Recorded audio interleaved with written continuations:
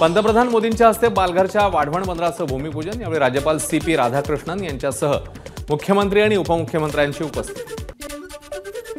छत्रपती शिवराय आमचा आराध्य दैवत, शिवरायांच्या पायावर नतमस्तक होऊन माफी मागतो। पुतळा कोसळल्यामुळे जे दुखावले त्या शिवभक्तांची शिर झुकवून माफी मागतो, पंतप्रधान मोदींचं वक्तव्य। वाढवण बंदराला रेल्वे महामार्गाने जोडणार, पंतप्रधान नरेंद्र मोदींचं वक्तव्य। दिल्ली मुंबई एक्सप्रेसवे समृद्धी महामार्गापासून वाढवण जवळ, मोदींची माहिती। महाराष्ट्र राज्य सर्वार्थाने पुढे आहे, मात्र विरोधकांकडून सतत विकासाला ब्रेक लावण्याचा प्रयत्न, पंतप्रधान मोदींचा विरोधकांवर हल्लाबोल। विरोधकांनी वाढवणचा प्रकल्प 60 वर्ष रखडवला, मोदींची टीका।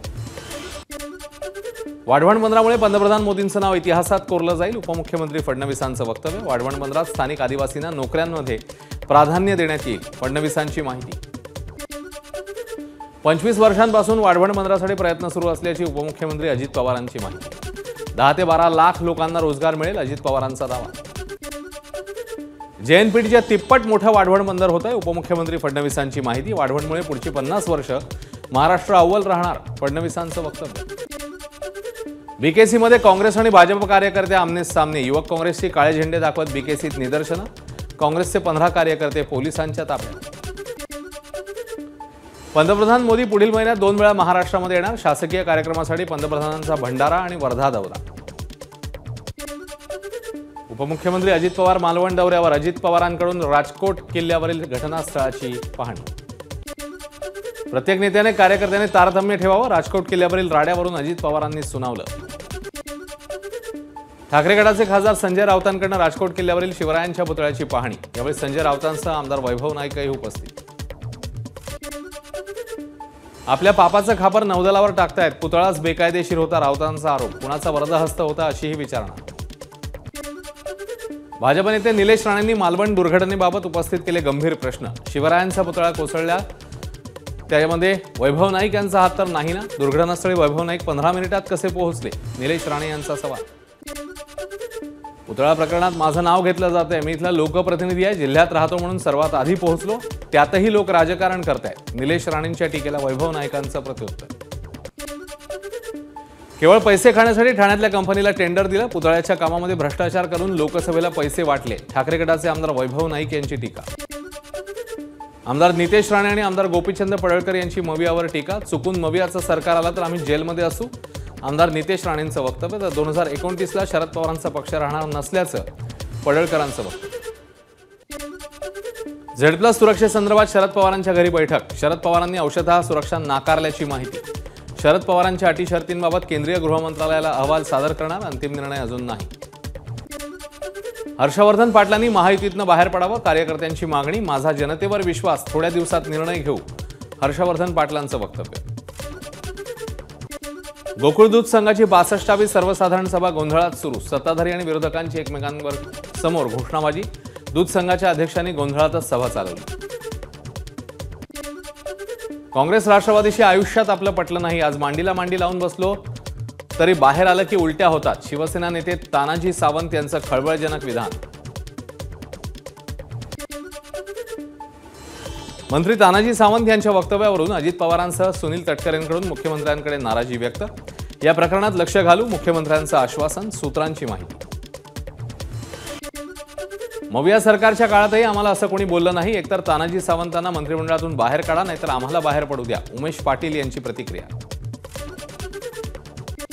महायुतीतील घटक पक्षांकडून राष्ट्रवादीची होत असलेली अवहेलना सहन होत नाही, तानाजी सावंत यांच्या वक्तव्यावर राष्ट्रवादी आमदार अमोल मिटकरी यांची प्रतिक्रिया।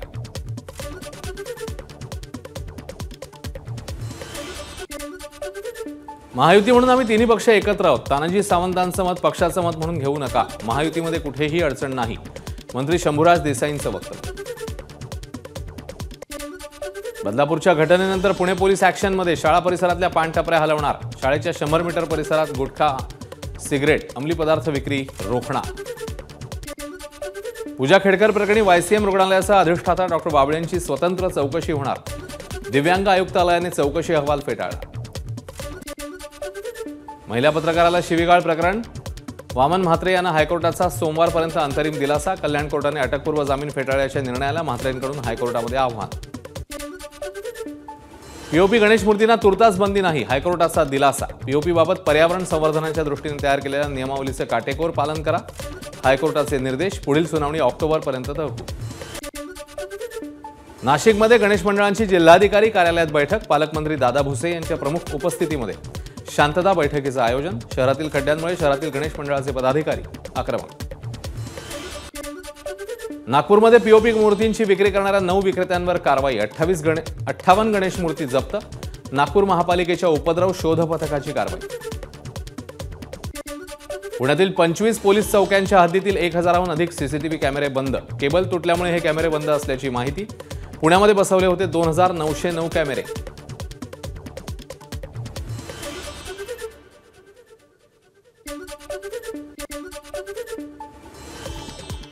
वाशिम हत्या प्रकरणातील 6 आरोपी अटकेत. इतर दोघांचा पोलिसांकडून शोध सुरू. आरोपींकडून वापरण्यात आलेली शस्त्र पोलिसांकडून जप्त. हत्येला प्रेम प्रकरणाची किनार असल्याचं पोलिसांकडून स्पष्ट.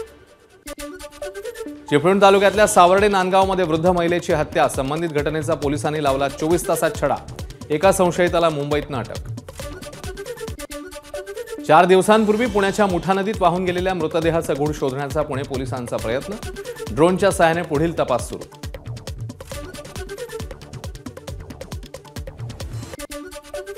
नाशिकमध्ये मुलीची छेड काढणाऱ्या टवाळखोराला मुलीच्या आईने दिला चोप. 4 संशयित पोलिसांच्या ताब्यात. नाशिकच्या सिडको परिसरातली घटना.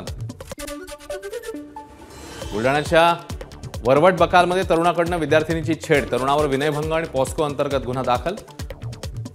पोलिसांकडून तरुणाला अटक. हिंदुत्ववादी संघटनांकडनं बंदचं आवाहन. गावात तणावाचं वातावरण. प्रियकराच्या मदतीने पत्नीने केली पतीची हत्या. अहमदनगरच्या नेवासा तालुक्यातली घटना. 16 ऑगस्टला अंबादास मस्केंचा मृतदेह आढळला होता. पोलीस तपासात पत्नीने हत्या केल्याचं उघड. शालेय पोषण आहारातील मसाल्याच्या सील पॅकेटमध्ये आढळली मृत पाल. अकोल्यातील तळेगाव जिल्हा परिषद शाळेमधला प्रकार. जिल्हा परिषदेच्या सभेतही मुद्दा उपस्थित. इलेक्ट्रॉनिक वजन काट्यात चिप लावून भंगाराची हेराफेरी. चंद्रपूरमधील वेस्टर्न कोलफिल्ड लिमिटेड या सरकारी कोळसा कंपनीतला प्रकार. 4 जणांवर गुन्हा दाखल.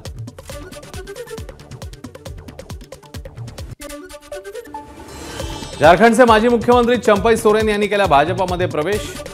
हिमंत आणि शिवराज यांनी सोरेन यांना दिलं पक्षाचं सदस्यत्व. रांचीच्या धुर्वा येथील शहीद मैदानावर झाला कार्यक्रम. पश्चिम बंगालच्या मुख्यमंत्री ममता बॅनर्जींनी पंतप्रधान मोदींना पुन्हा लिहिलं पत्र. बलात्कार आणि हत्येच्या प्रकरणी कठोर केंद्रीय कायदा आणि शिक्षेची तरतूद करण्याची तसंच सुनावणी पूर्ण करण्यासाठी ठराविक वेळही ठरवण्याची मागणी. 1993च्या बॉम्बस्फोटातील आरोपी टायगर मेमनचे फ्लॅट केंद्र सरकारकडे सोपवा. मुंबई सत्र न्यायालयाच्या विशेष टाडा कोर्टाने दिले निर्देश.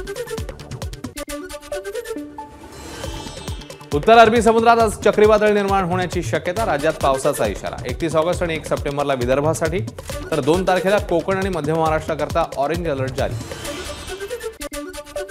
गुजरातच्या कच्छ सौराष्ट्रामध्ये आज मुसळधार पावसाची शक्यता. हवामान खात्याने दिला इशारा. सौराष्ट्रातील 4 जिल्ह्यात आज ऑरेंज अलर्ट. गुजरातला मुसळधार पावसानंतर चक्रीवादळाचा धोका. चक्रीवादळ कच्छला धडकण्याची शक्यता. आजही मुसळधार पावसाचा इशारा.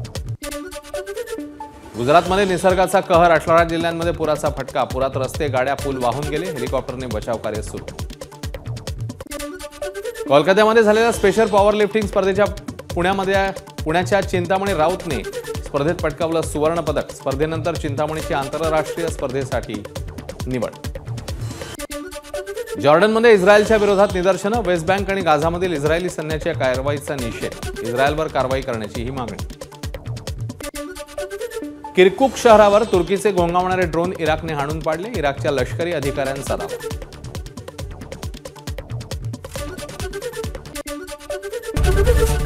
एबीपी माझा, उघडा डोळे बघा नीट.